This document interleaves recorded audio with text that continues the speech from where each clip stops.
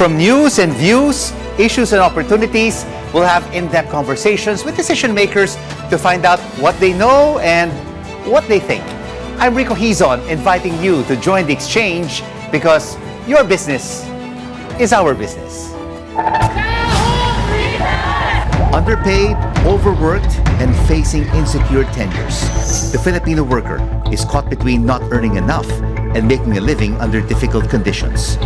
A lot of our kababayans in the informal sector are living a hand-to-mouth existence. And they're looking to the next set of leaders for policies that will empower the working class through better working job conditions. The private sector is also stepping up to the plate as more businesses employ people from vulnerable groups. The vision of an inclusive workforce in our C-suite vision.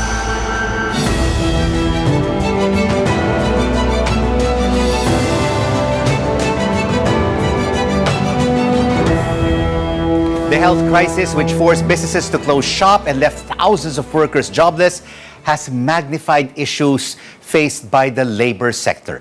Which policies must be in place to improve the lives of our working kababayans, especially the low-income earners and those working in the rural areas? Let's now have an exchange with the International Labor Organization's Sherilyn Pastulero. Ms. Pastulero, thank you so much for joining us. Do you see any progress or improvement in the government's response to labor concerns? In terms of government response, I think all other governments have had taken time to address this issue. But I think what makes the Philippines' response unique is the strength of tripartism, or the involvement and dialogue between workers, employers, and workers' organizations and employers' organizations in addressing the issue. One example, for instance, Rico, is the National Employment Recovery Strategy, which is a whole of government approach to addressing the pandemic with different government agencies involved, labor groups, business community has also been involved. So I think that's unique, and it will take time before the economy does rebound. No? But are we seeing these initiatives being implemented across all sectors? Are the Filipino workers feeling these initiatives of the national government, or is it just basically lip service? There needs to be more structural responses. These issues are systemic in nature as well. So the response has to be the same. For instance, addressing the pandemic has increased public awareness on occupational safety and health, that it's a public health issue as well.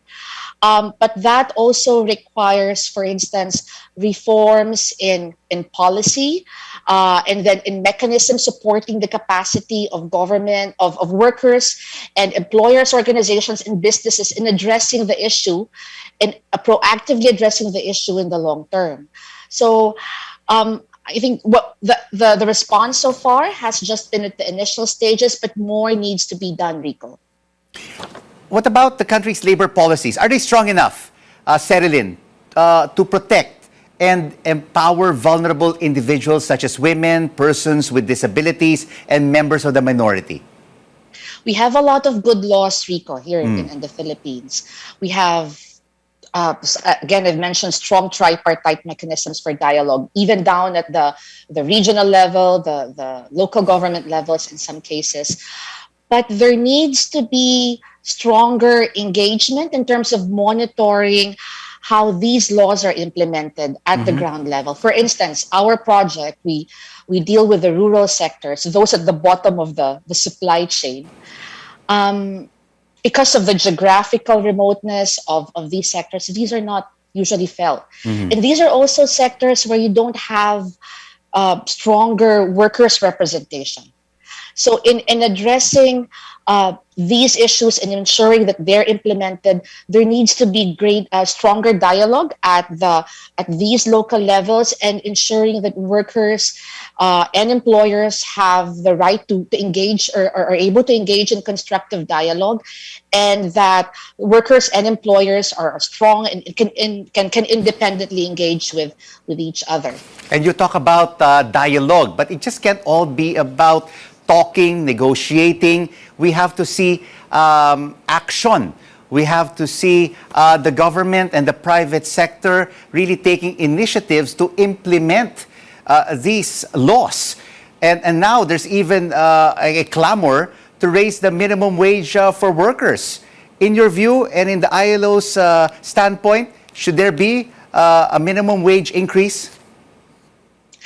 I think the last wage increases has been a couple of years ago, and wage increases have to also keep up with the times, inflation, and other factors, So, and what's important is that the negotiations for wages should also be a subject of dialogue, should be a product of dialogue as well. That's why we have in the Philippines the regional tripartite wage boards. It gives the opportunity for government workers and employers to, it's not just dialogue, it's actual negotiations which result to policies. And that's also what I'd like to emphasize as well, Rico. The tripartite structure and dialogue in the Philippines does result to policies, to labor and employment policies. And that's what makes the Philippines situation unique and puts us in a position of strength as we recover after this pandemic. But does the ILO believe that we have to implement these higher wages? Because a lot of our kababayans are out of jobs, and many of them are unemployed and underemployed. And there has really been this clamor because of rising prices and higher inflation, more expensive things to buy. How soon do you think should this salary wage increase be implemented? How soon? It would have to, wages have to keep up with the cost of living. That's for one. And then again, the pace of that would have to depend on the dialogue and engagement between workers, employers, and the business community. Right. So, yeah, that's in terms of urgency, you have rising cost of living everywhere. Yeah. So, yeah, and I think it's also a healthy development, Rico, that people are now seeing these petitions here and there. Yeah. And it gives people a sense of, we can actually do something about this. And these hearings, these wage hearings, are made public. And So- Cerilyn, aside from low wages and the lack of employee benefits, what other labor issues is the ILO most concerned about for our workers? Social protection is one, Rico. If you look at government data, you would still see that there is low coverage for social protection. And then another one is on occupational safety and health.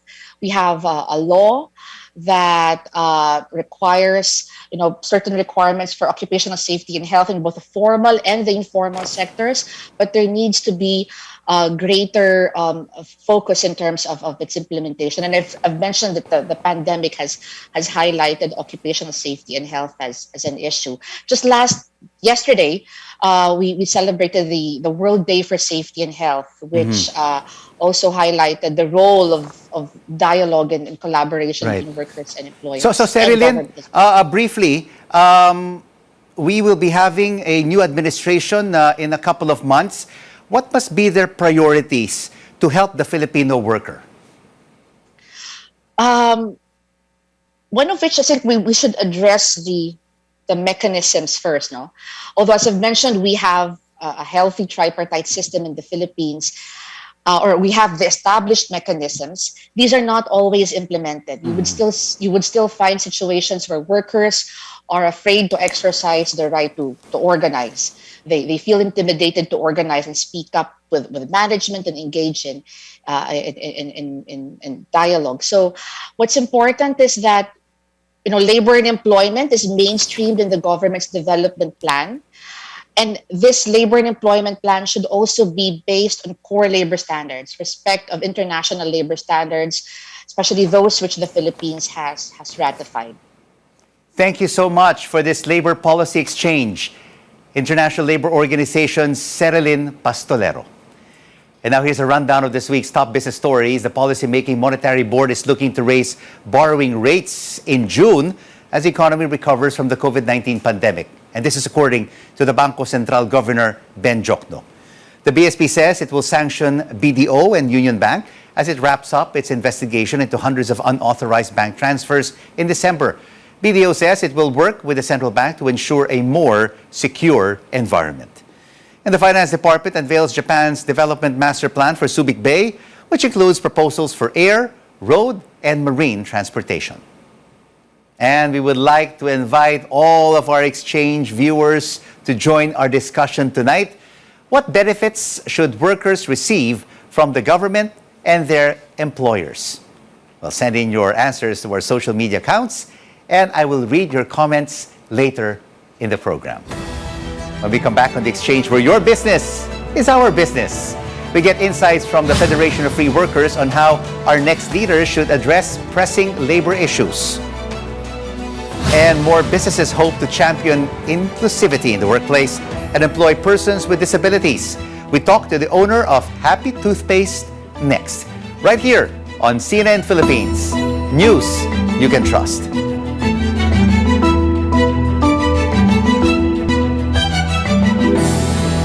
Glad you're staying with us right here on The Exchange, where your business is our business. I'm Rico Hizon. Wage hikes, social benefits, regular jobs, and the right to organize. All of these won't be possible without labor unions. And with only a few days before Election Day, labor leaders are pinning their hopes on the next administration to address the needs of the working class. Let's now have an exchange with Federation of Free Workers, Julius Cainglet. Sir Julius, maraming salamat for joining us. Ano po ba ang pinakamalaking problema ng mga manggagawa sa kasalukuyan na kailangan agarang aksyon mula sa gobyerno? Ay, alam mo, Rico, hindi pa rin naman tingin ko nagbabago yung aming demands. No? Malaking problema ang trabaho, ang sahod, ang kontraktualisasyon, at isama pa po natin siyempre yung karapatang mag-organisa na masyado pong nasasagkaan dahil sadly the Philippines ranks as one of the 10 worst countries for workers according to the International Trade Union Confederation. Bakit naman? Bakit worst one of the 10 worst countries? Yeah, based on what we experience as union organizers kasi po in early 2019 when we attended the International Labor Conference, we reported that 43 trade unionists and workers leaders were already killed because of trade union activities. Wala pa po dito yung mga nakukulong, mga ginagawa ng kaso, binabantaan ng wala naman pong batayan. So, kumbaga, yung climate for organizing trade unions ay hindi maganda para po sa mga manggagawa. Alright, the exchange is honoring our workers for this edition because it's Labor Day. Paano po nakakatulong ang mga union sa paggamit ng karapatan ng mga manggagawa? Well, alam niyo po, halos lahat po ng na-enjoy natin bilang mga manggagawa at kawani ay nagmula po sa, kumbaga, pakikibaka nga po ng ating mga trade unions. Yung pong 8-hour a day na work day, that used to be 16 hours a day ang trabaho, pero ngayon po 8 hours na lang. If you have to work overtime, may dagdag na bayad. We have weekends, we have paid holidays, lahat po ito ay utang po natin sa kilusang paggawa. Masasabi niyo po ba, Sir Julius, na malaya ang mga manggagawang Pilipino na mag-organisa at ipahayag ang kanilang mga saloobin? Ano po, parang may dalawang larawan po ako nakikita. I see two pictures. No? In terms of law, we have enough laws to promote freedom of association and unionizing. In fact, sa Malolos Constitution nga lang po, doon nakasaad na meron tayong pagkilala sa karapatang mag-organisa. So, in terms of law, in terms of laws, marami na pong magandang pwedeng pagtungtungan sa pagbubuo ng union. But in reality, dun po papasok yung maraming sagka sa pagbubuo ng union. Dahil unang-una, marami pong mga employers ang hindi pa rin enlightened about the benefits of having their workers organized into unions. And then we also have certain policies ng Department of Labor and Employment po na sa halip na makatulong sa pag-organisa ay nakakasagka pa po. So, yun po yung ating assessment. Maganda sa papel, pero we need a lot of improvement sa implementasyon. Nakakaranas din po ba kayo ng harassment? Ang mga nag-uunyon at labor leaders, kagaya ninyo, paano pa ba tinatanggap ng mga kumpanya ang mga ganitong organisasyon? Ay, totoo po. Pagka po, parang ang practice ay kapag ka po nagsisimula na magtayo ng union ang mga manggagawa sa kanilang pong respective workplaces ay nakakaranas ng harassment o di kaya panunuyo na minsan ay susuhulan para wag itayo yung union po na kanilang binubuo. Tapos sa mas malaki, in the bigger picture po, patuloy nga po yung aming submissions with the international labor organizations po, no, na the ILO, the International Labor Organization, na nakakaranas pa rin po ng harassment ang mga manggagawa because of their union activities. And then we also get red tag, no, na dahil lang po nagtatayo ng union ay sinasabihan na kasapi na ng communist groups ng mga terrorist elements. Napakapangit po nung ganong pag-iisip dahil alam naman po natin may kalayaan tayong magpahayag, may kalayaan tayong i-address ang government kung meron tayong grievances at may kailangan tayo magtayo ng union, which includes the right to strike. Pero so, sa mga kaso ng paglabag sa labor rights, Sir Julius, kanino mas pumapanig ang mga otoridad? Sa mga kumpanya o sa mga manggagawa? Ang assessment po namin ay marami po talagang kaso na natatalo pa rin ang mga manggagawa at minsan panalo na, talo pa rin. Ano po ibig sabihin?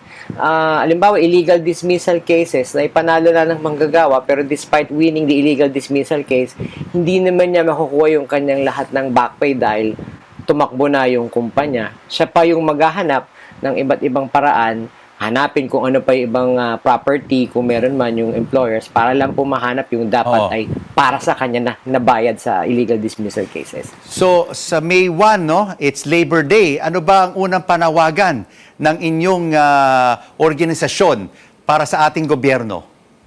Well, ang Federation of Free Workers po kasama ang Nagkaisa Labor Coalition ay una nananawagan na itaas po ang sahod ng mga manggagawang Pilipino, tiyakin na meron tayong disenteng trabaho, na yung mga uri ng trabaho na nangangalaga din sa kalikasan, which we call climate jobs and green jobs. Siyempre, ayudang sapat para sa lahat dahil hindi pa rin po lahat ay nakakatamasa ng ayuda and we do not know how to react next time there's a pandemic, no? So kinakailangan po yung ayudang sapat para sa lahat. At balik trabaho ligtas, which means lalo po't kahapon ay International Workers Memorial Day. We want to emphasize the need for occupational safety and health for workers and of course, full respect for our rights to unionize and to bargain collectively with management, which includes yung pong aming malayang pakikipagtalakayan sa gobyerno na ipursu yung pong aming mga policies with them, especially with the tripartism law that should ensure there is workers' participation in major decision-making bodies involving labor and employment. Pero sadly, marami po dito sa mga ahensyang ito ay hindi po sa manggagawa na pupunta yung workers' seat sa mga policies. Maraming salamat po, Sir Julius, for this Workers' Rights Exchange. Federation of Free Workers, Julius Kainglet. And we've been receiving comments on our discussion tonight from our social media accounts on what benefits should workers receive from the government and their employers. I will be reading your comments straight ahead. When we come back on The Exchange, where your business is our business, we talk opportunities in the workplace for persons with disabilities with the makers of Happy Toothpaste. You're watching CNN Philippines. News you can trust.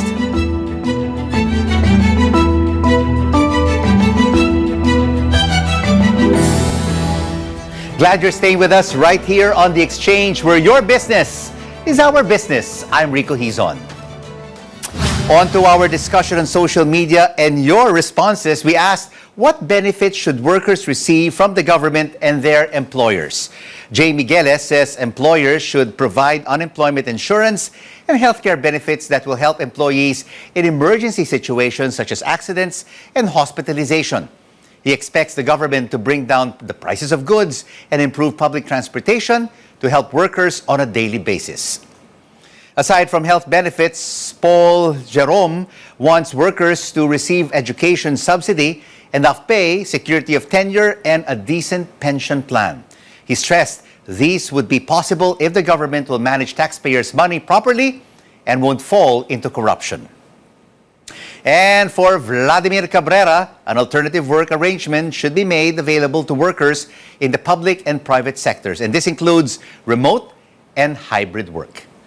And we would like to thank all our viewers of The Exchange. Continue joining the discussions on CNN Philippines' official social media pages.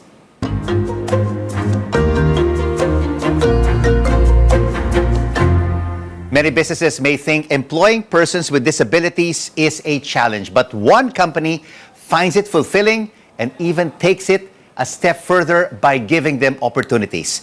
True to its name, Filipino brand Happy Toothpaste is made up of empowered deaf employees.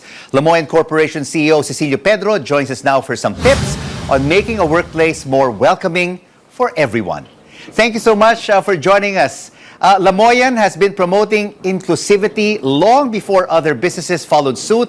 Why is it important, sir, to create an inclusive workplace? Well, first of all, I'm happy to be back again within your show, Rico.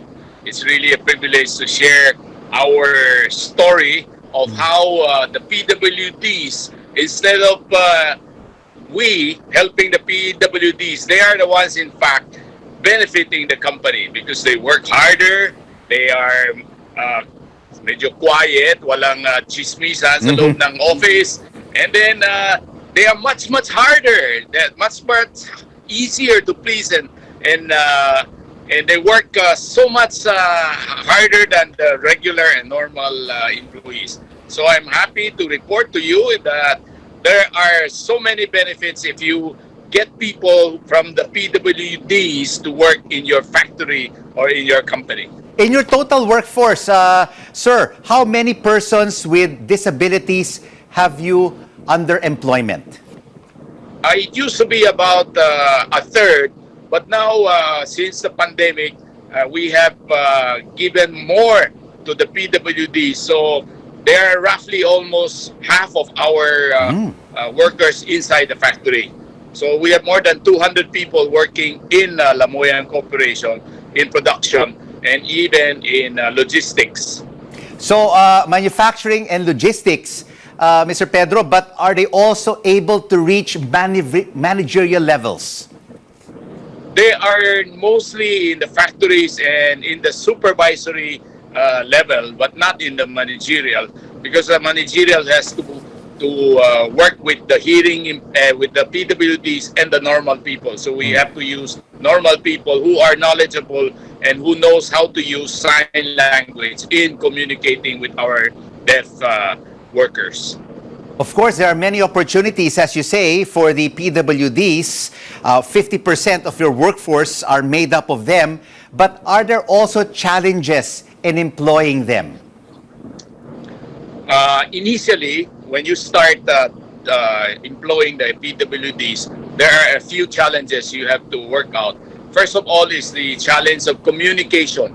You must learn the sign language in order to communicate with them. You know? My wife is into sign language, and so she communicates very well with the hearing impaired.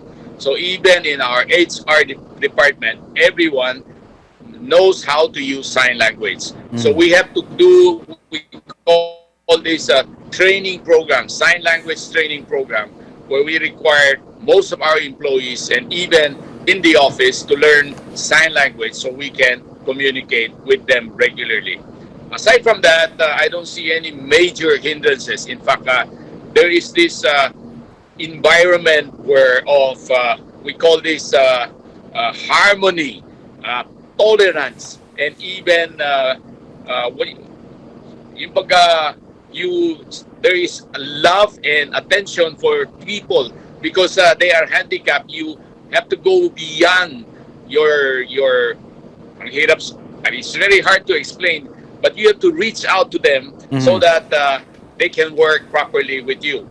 And ang kabayaran lang, the reward here is they they show love and respect for fellow workers and even for the managers. So you will see a lot of smiling faces in our the workers in the factory. So Kasi Mr. happy Pedro, sila working with everyone. so Mr. Pedro, what about in terms of salaries and benefits?